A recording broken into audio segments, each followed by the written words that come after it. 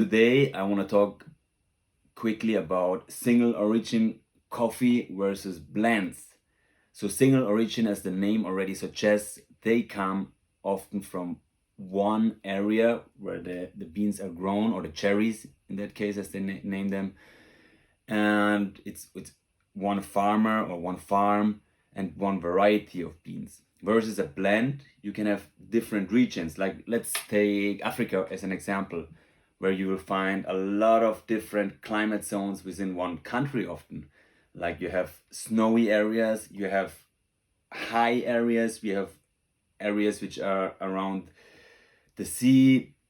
You will have so different terroir and soil, and therefore different flavors of the coffee in the end.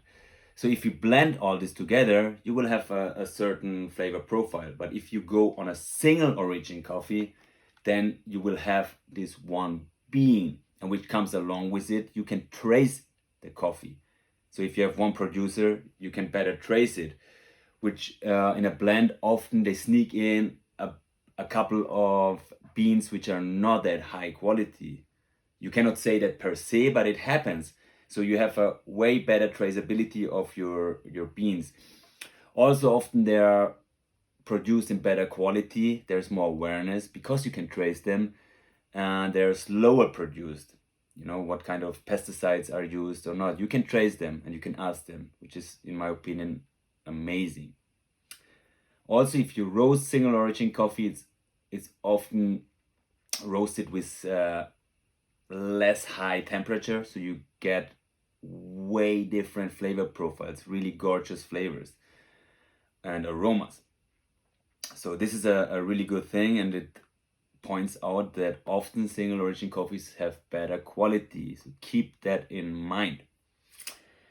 And yeah, like this one I'm having here as a single origin coffee from Mexico, and it's an organic one, and it has only one variety, which is Caturra bourbon, and it gives you really amazing flavors. I'm a chocolate lover that dives really into the chocolate, marzipan, a bit of hazelnut even, and it's incredible if you start diving into the single variety coffee, single origin coffees, that you find so many different flavors. Of course, it's a little bit more expensive, but in the end, if you do the math, it's only a couple of cents each cup. And if you cannot find yourself paying that more, okay, I'm sorry for you, because you're missing out drastically. But definitely we are wasting often our money on stupid things, and this is something you should invest your money on. So that's my suggestion. Get involved into the single origin coffee.